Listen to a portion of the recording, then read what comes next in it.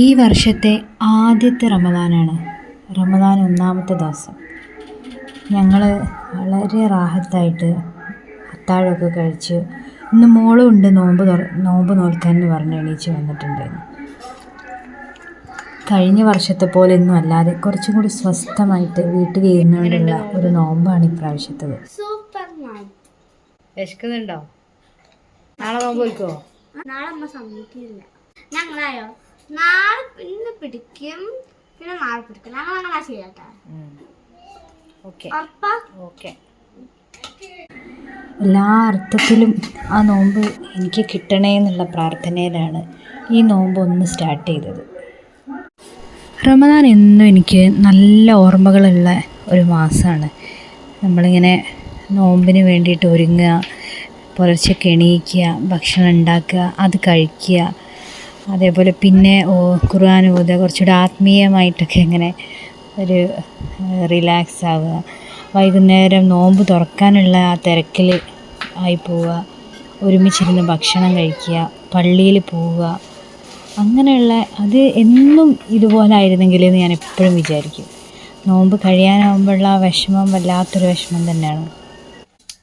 എനിക്ക് തോന്നുന്നു നമ്മൾ ഓരോ വർഷം, അതായത് പുതിയ ന്യൂ ഇയർ ആകുമ്പോൾ ജനുവരി 1 മുതൽ കുറേ റെസൊല്യൂഷൻസ് എടുക്കും. നമ്മൾ ഇങ്ങനെയൊക്കെ ആവണം, ഇങ്ങനെയൊക്കെ ചെയ്യണം, ഇനി നമ്മുടെ ലൈഫ് സ്റ്റൈൽ മാറ്റണം എന്നൊക്കെ പറഞ്ഞിട്ട്.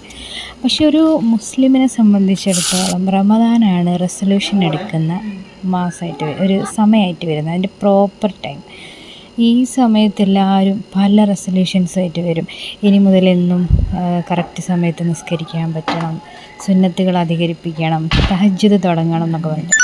അതുപോലെ എനിക്കും ഒരുപാട് റെസൊല്യൂഷൻസ് ഉണ്ട്. അള്ളാഹു അതെല്ലാം സാധിച്ചു തരട്ടെ. ഈ നോമ്പോടുകൂടി, ഈ റമദാനോടുകൂടി എല്ലാം നമ്മൾ എന്തൊക്കെയാണോ ഉദ്ദേശിച്ചത് എല്ലാവരും അത് അതേപോലെ നടക്കട്ടെ എന്ന് പ്രാർത്ഥിക്കുകയാണ്. ആമിൻ്റെ ഈ വർഷത്തെ ഫസ്റ്റ് നോമ്പ് സക്സസ്ഫുള്ളായിട്ട് കംപ്ലീറ്റ് ചെയ്തിരിക്കുകയാണ്. എങ്ങനെയുണ്ട് ആമി നോമ്പ് തുറന്നിട്ട്? സൂപ്പർ.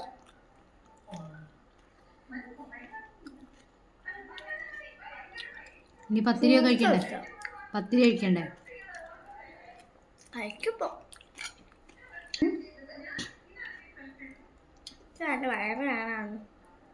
അതിനൊന്നും കഴിച്ചില്ലല്ലോ.